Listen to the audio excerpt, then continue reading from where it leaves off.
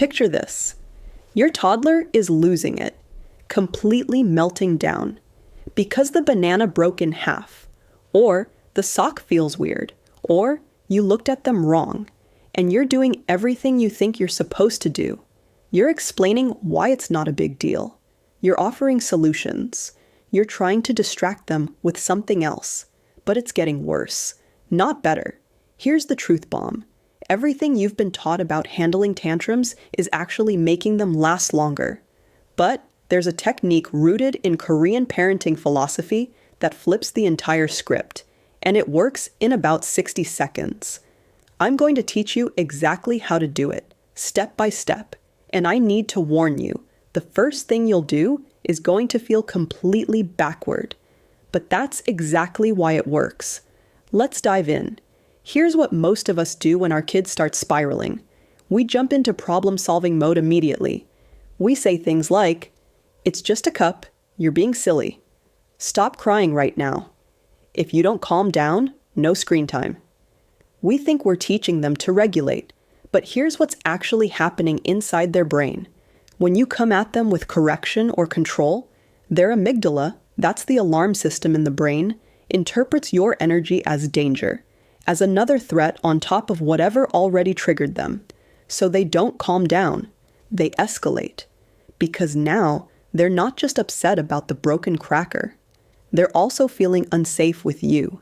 And here's the pattern they're learning. When I have big emotions, I lose connection with my parent. Either I need to stuff these feelings down, or I need to scream even louder to be heard. Neither option is what we want for them. Now, if you've been doing this, take a breath. You're not a bad parent. This is what we were all taught. Our parents did it to us. Their parents did it to them. But we can do something different. And it starts with understanding what Korean parents have known for generations.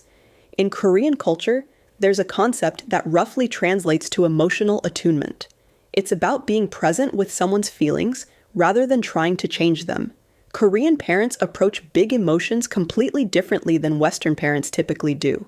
Instead of rushing to fix the problem or stop the crying, they create what I call a calm container around the child. Imagine the scene. A child drops their ice cream cone. Total devastation. They're sobbing. A Korean grandmother doesn't immediately offer to buy another one.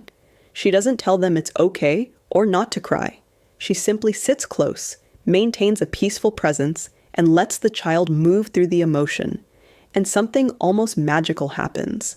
The child regulates faster. The storm passes more quickly. This isn't about being passive. It's about understanding something crucial about how nervous systems work. Your child's brain isn't fully developed yet.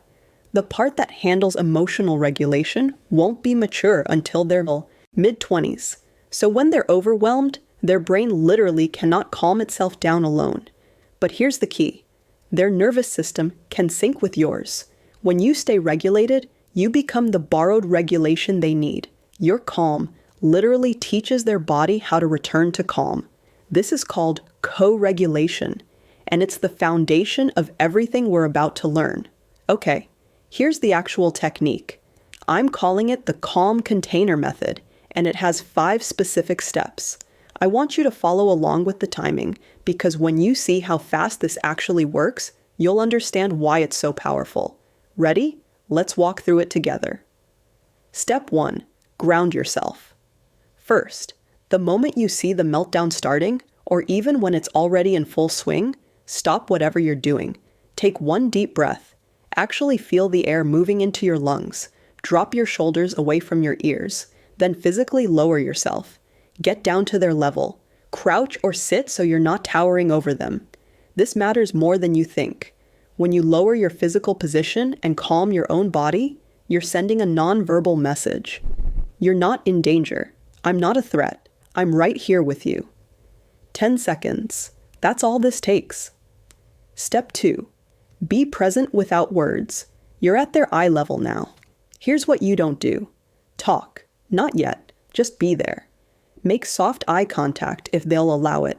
Let them see your face is relaxed. You're not angry. You're not frustrated. You're just, present.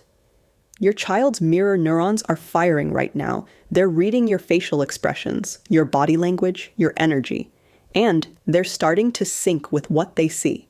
5 seconds of quiet presence. Step 3. Offer gentle physical connection. Now, if your child is open to it, offer gentle touch. Maybe you rest your hand on their shoulder. Maybe you stroke their back. Some kids will immediately lean into you. Others need space, and that's perfectly okay. The key is you're offering connection, not forcing it. Here's what's happening neurologically. Your steady, calm touch activates their parasympathetic nervous system. That's the rest and digest system that counteracts the fight or flight response. You're literally helping their body shift out of threat mode. This is often where you'll see the first shift. The crying might get softer. Their fists might unclench. They might take a shaky breath. They're beginning to borrow your calm. 10 to 15 seconds here. Step 4. Acknowledge the feeling. Now, and only now, do you speak. But you're not explaining, lecturing, or fixing. You're simply witnessing what they're experiencing. Use simple language. You're really upset. You didn't want that to happen.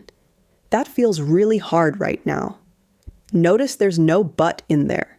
No, but it's not a big deal. Or, but we can fix it. Just pure acknowledgement. This is transformative because most of us were raised with the message that our feelings needed to make sense or be justified. But feelings aren't logical. They just are. When your child hears you name their emotion without judgment, something in them relaxes. They feel understood. And when someone feels understood, the need to keep fighting diminishes. The crying might actually intensify briefly here.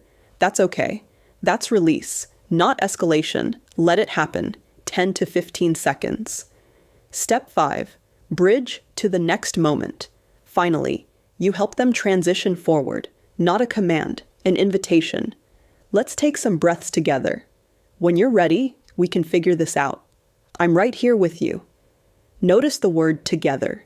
You're not sending them away to calm down. You're not isolating them. You're moving through this as a team. This teaches something profound. I don't have to face hard feelings alone. I can come back from being overwhelmed. And my parent doesn't leave when things get difficult. That's 60 seconds. Let me show you what this looks like in real life. Your 4-year-old wanted the red plate, but you already put dinner on the blue plate. Meltdown initiated. Old approach. Are you kidding me? It's the same food.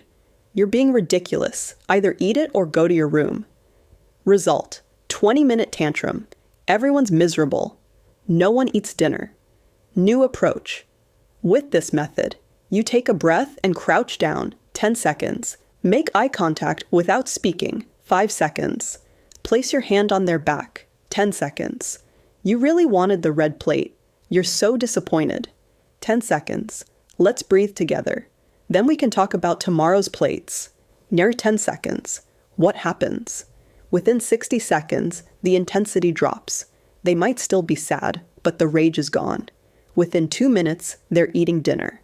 The problem didn't change. The plate is still blue. But your child learned they can survive disappointment. And they don't lose you when they're upset. Now, I need to be honest with you. The first time you try this, it might not work perfectly. Your child might actually cry harder at first. They're confused because you're responding differently than usual. They're testing whether this new approach is real. Don't interpret that as failure. That's actually the teaching moment. Stay consistent. Keep doing these 5 steps. Most parents see genuine shifts within 3 to 5 days. Not perfection, just observable changes in how quickly their child recovers. After a few weeks, something even bigger happens. Tantrums become less frequent. Not because you're controlling them better, but because your child's nervous system is literally rewiring. They're learning. Emotions aren't dangerous. I can move through them. My parent can handle my biggest feelings. That's not just tantrum management. That's emotional security. That's the foundation for their entire relationship with their feelings for the rest of their life. 6 months from now, your child will come home upset about something at school. And instead of lashing out or withdrawing, They'll come straight to you because they know you're safe, because you've proven it in those 60-second moments over and over again. So here's what I want you to do. The next time your child melts down, and let's be real, it'll probably be today, try this. Don't fix it, don't stop it, don't lecture.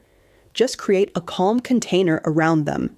Ground yourself, be present, offer connection, acknowledge their feeling, breathe together, 60 seconds. Watch what happens. Your child won't remember every tantrum, but they'll remember how you made them feel when they were falling apart. They'll remember that you stayed, that you were the calm in their storm, that their biggest emotions didn't push you away, and that changes everything. Try it. Then come back and tell me what shifted. Drop a comment below. Share your experience, because this method works. Not perfectly, but genuinely. You've got this. I'll see you in the next video.